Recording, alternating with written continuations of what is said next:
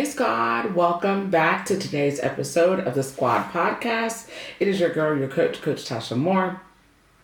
We're here, we share stories, and we encourage ourselves to be the best version of ourselves every single day. How's your week going so far? Hope it is amazing that you're doing all the things that you wanted.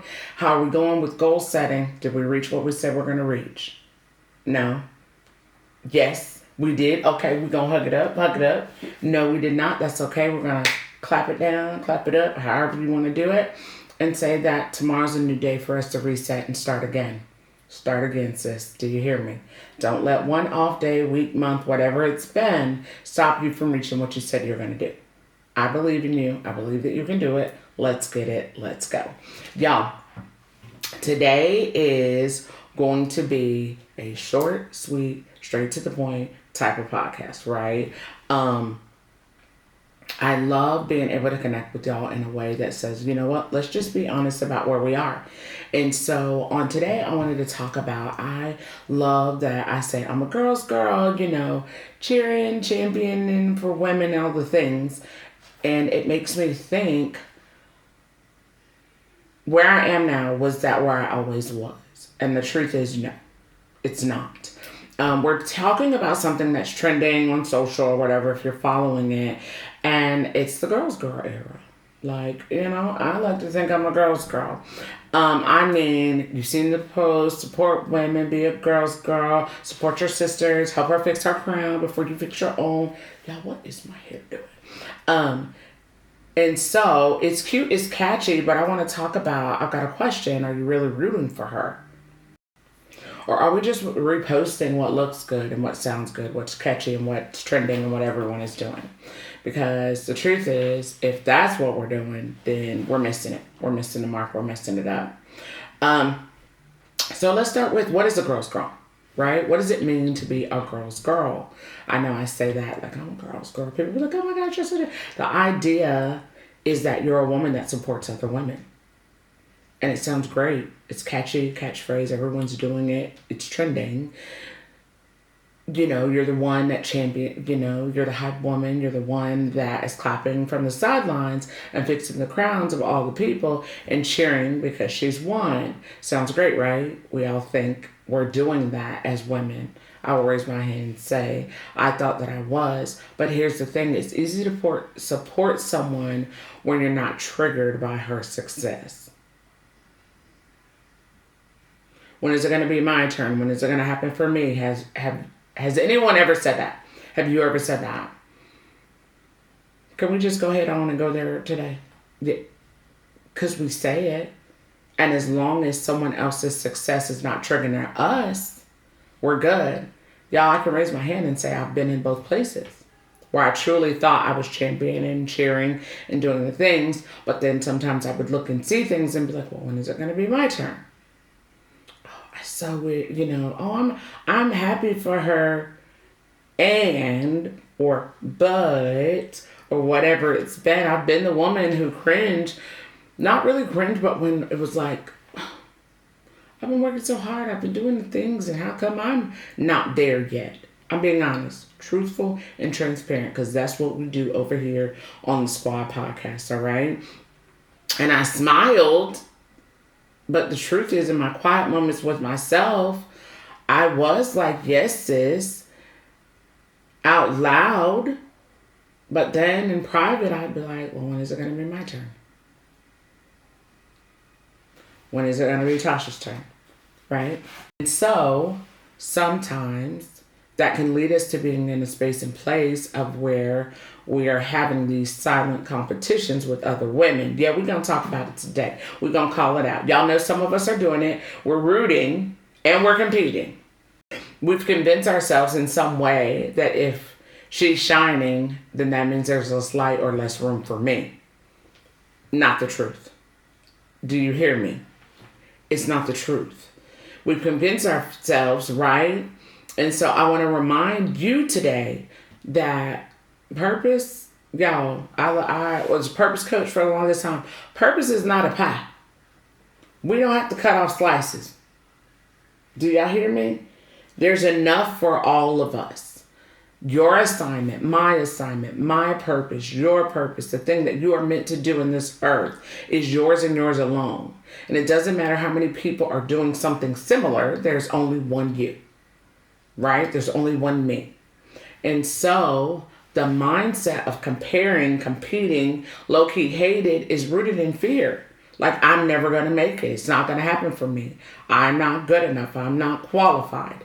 I'm going to raise my hand and say that was me. I would walk into rooms and feel intimidated by other women because I felt unqualified. It had nothing to do with them. It was all a me thing. And it was rooted in fear that I wasn't good enough to be in the room with them. Do y'all hear me on today? It was rooted in fear. Fear will have you thinking that your blessing will never happen. But I want to encourage you on today that the truth is your blessing doesn't have a date on it. The God that I serve is not a scarcity type of God. Hello, church, and amen. Y'all, he's abundant.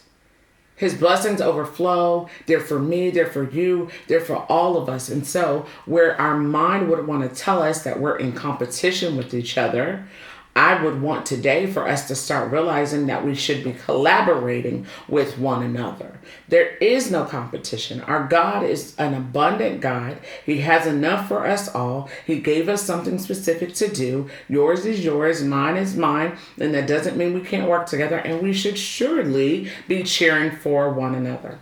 Do y'all hear me? I don't care who knows. I don't care who sees. I don't care about a post or any of that. But I really want the women that God leads into my life to win. And so I'm encouraging them in ways that I'm just like, wow, like I really do want her to win. And when we think like that, we realize and we understand that you can cheer for other women because your turn is secure. Hello, did y'all hear that? You can cheer for other women because your turn is secure. You don't have to worry about her taking it because she can't. It's yours. Are you doing that? Are you doing it to do it or to be seen doing it? All right. And then the third thing is, y'all, celebrate her. Listen, y'all, you can celebrate other women because the truth of the matter is your flow only flows in your lane. My oil only overflows in my lane. I don't try to go into other people's lane because it's not mine. There's been so many times when I've been asked to collaborate on things and I'm like, that's not really my lane, but I know someone whose it is. And that doesn't stop me from trying and expanding and doing new things by any means. And I know my lane. My lane is empowering and encouraging women to see things in themselves that they did not see before. That's my lane. And I'm aware of it. And I'm good with it. Not as in, oh, she's good. No, I'm okay with that. It truly fills my tank. I don't have to cross over into another lane until God tells me to. My flow in my lane, your flow in your lane, doesn't mean you can't collaborate with other people in their lane and bring value and add things to them. That's the purpose of it all. And so Romans 12:15 says, rejoice for those who rejoice. It doesn't say pretend. It says rejoice deep down from the depths of who you are. Now that is sisterhood. That's a girl's girl. That's kingdom building right there. Where you're not just saying it because you truly are rejoicing because you are like, yes, girl, yes. Are you with me today? So I'll ask you again, are you really, truly rooting for her? And yes, this is a short, sweet episode. I told y'all it was going to be, right? Because a girl's girl can be a thing.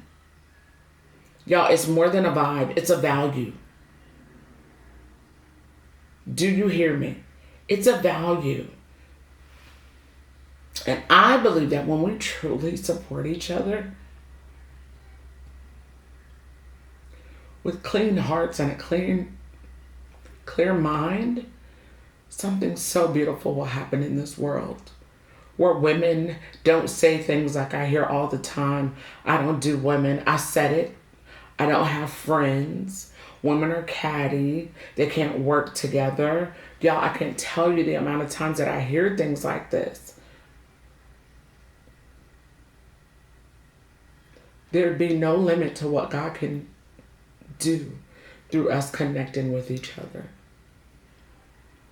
I was just sharing with someone the other day about teaching my children that it is not a you versus them, but an us, right? A me versus you. It's a us versus whatever we're facing. So if I can lock arms and not be intimidated or feel inadequate or anything with other women, how much greater is our reach? And I don't care if you have a podcast, an office, driving your children to school, whatever you're doing. How are you championing around the women in your life? How are you showing up for them in a way that says, I see you and I'm encouraging you to go after whatever it is that you're supposed to be doing? And so, okay. And so then it leads me to the next part that I wanted to talk about. Like, how are we real in an era that has us feeling like we can't be real? I'll say it like that. And so what does it look like to be a girl's girl now in the era that we're living in? So I want to give you three little things that I think are them. One, bless her in private and in public. Y'all, don't be that person that sends them a little message knowing that you know them, or you see something on social and then you're like, oh, you say something to bless her in private and in public if you so feel inclined to do, right? Hype her up even when she's not in the room, not just when you're in front of her face. Like, oh my goodness, I walk into rooms and my one friend, and she knows, I say her name in every room I walk in if their opportunity presents it. And I feel like she absolutely positively does the same for me. Like, oh, you need to meet my friend. Oh, you need to meet my homegirl. Oh, you need to meet this person.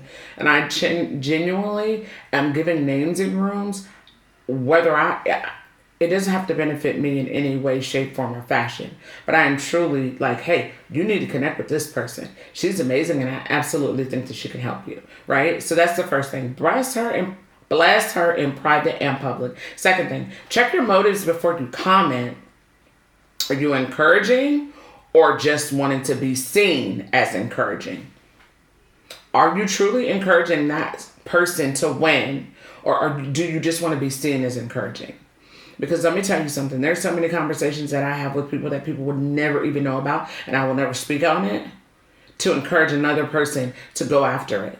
All right, y'all. Y'all starting to get teared out. This hit home for me. It really made me think, like, am I really and truly encouraging women in a way that's not for show or any of those things? And this spurred from a conversation that I've been having actually a couple of weeks now. I think I've been having with people in different settings, kind of along the same lines. Like, women can't work together. Yes, we can. And let's dispel that lie that the enemy's trying to make us believe. And so I want to encourage you on this week, or whenever you catch this podcast, text a woman in your life right now and tell her something that you admire about her. I don't know if y'all still use Marco Polo, but I do. Some of my friends and I still do. And Marco Polo, I got a message and I stopped it before I even finished listening with tears in my eyes, and Marco Polo back like, oh my goodness, way to make me cry early in the morning. It was just a sweet message. Like, I won't say all the things that were said, but it truly touched my heart. And so text somebody, call somebody, let somebody know something that you admire about them. Right? Post it on social, whatever you want to do. Whatever. I don't care. Do something. And y'all, and share this episode with somebody who needs that reminder. We don't have to be out here like we can't work together. We don't have to be out here upset and always looking at other women like, when is my time is coming? When is my time coming? Because your time is coming. It doesn't have an expiration date on what will be done through you, in you, and because of you. All right? Do y'all hear me on today? All right, I'm going to get my, I'm going to do the rapid fire questions. Honestly, I don't even know if I have any rapid fire questions today. Let me go see. I don't think I do. And honestly, I'm okay if I don't. Because I think this episode really and truly speaks to us as to where we are and what we're doing and how we should be treating each other. Because it makes me, it truly hurts my heart when I hear women say things that I used to say to myself. I don't have friends. I don't need friends. I don't want friends. And that's just not true. I only didn't see the value because I didn't see the value in myself. That's the truth. And so I'm so thankful that I allowed myself to see that another woman's light doesn't dim mine in any way, and vice versa. That I can clap for her and cheer for her and know that one day, whenever, if ever, I don't have to wonder when my time is coming, because it will. And I'm thankful because I know that it will happen. All right, I do have rapid fire questions for this. Give me, I'm not going to read all this. Great day they came up with. What's one compliment you've given another woman this week? I told a lady today, I believe that it was, that everything that she was doing, she was qualified to do because she was dismissing herself. And I'm like, no, doesn't matter what you think. The fact that you've been given an assignment, because we got girls over here, and you have to do it because somebody needs you to do it. And so I gave it a compliment of, like, you're qualified to do it. Cut it out. Who's a woman you secretly admire but haven't told yet? Y'all, I don't know. Okay, I'm gonna say somebody famous, and mine would be Priscilla Schreier. That's just the truth. And I haven't told her because I haven't met her yet.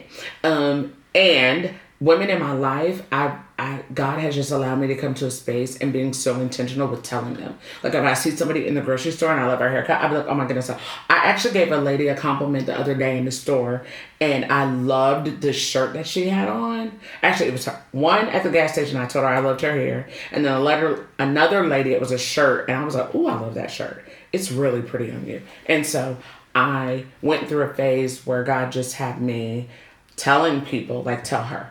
And I would be like, that's crazy. I'm not about to tell this lady that. But I did. I started just giving women compliments because I realized we as women will say it in our head, like, oh, I like her purse. Why not tell that lady out loud? So I started doing that. Would you rather cheer from the front row or celebrate silently? Oh, I'm cheering from the front row, front and center. Whoop, whoop, hands raised. If I can have a cowbell, or I'm in there. I'm in the building with it all.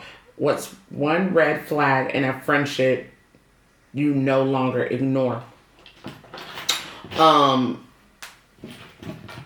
Consistency and consistency. I would say that I no longer ignore that. Or reciprocity. Is that what it is? Reciprocation. I'll say that. Reciprocation. And not that it's a tit for a tat, but if I'm taking time to call you, I would like for you sometimes to take time to call me. Like that. Not just, oh, I did this and you didn't, but just making sure that I'm making an effort to show up for you in a way that you need me to, whatever that looks like. I would like for the same thing to happen this way as well. And so I pay attention to that because I found myself running and chasing people all the time, and I don't have the time or the capacity to do that anymore. Now, I'm not saying I'm not going to run after my friends. Hear me when I say clearly I was doing it in a wrong, unhealthy way. Okay? And so now I look at it in a healthy perspective to say, and I also have conversations with people to say, hey, I feel like this. Let me know if my feelings are, if you feel the same, they're not relevant. Help me walk through what I'm feeling. And what's a way I protect my peace when comparison creeps in? The word. I will sit and pray and say no. Catch it, check it, change it is what I say. Like, that's a thought. Where did it come from? What has you feeling that way? Checking what's going on in my day, my week, my whatever, and then changing it to like, okay, that's not true, or maybe I feel like it's true. What conversation do I need to have? Yo, on this wonderful day, and at the end of this podcast, I want y'all to ask yourself, am I really clapping? Or am I doing it from a perspective of I'm clapping for her only because I know my time is next? I have no idea whatever it is you're trying to accomplish, you know that my time is next. Every day that I wake up is time added to my life. And so I get to choose in those moments. And every day for me is a win. Every day that I wake up and I get to spend with my husband and my children and my family and my friends and you all, that's a win. So my time is now. That's what I tell myself. Oh, when my time is now. Every day. My time. Oh, well, girl, when do you get there? I'm already there. I woke up this morning. I'm there. Hello. Are y'all with me? Every day that I wake up is a winning day for me. I hope it's the same for you. Y'all get out there, move, groove, shake, and bake, walk in your purpose. Your purpose connects to someone else. They cannot walk in theirs until you are walking in yours. We are combat ready. Y'all see I got my camo on today. We are always fighting for the best version of ourselves. Y'all, I will catch y'all next week. Have an amazing rest of your week. Reach your goals. I believe that you will. I know that you can. I am truly clapping for you. Because I am a girl's girl, and I want you all to win. Y'all, I will see y'all later. Bye.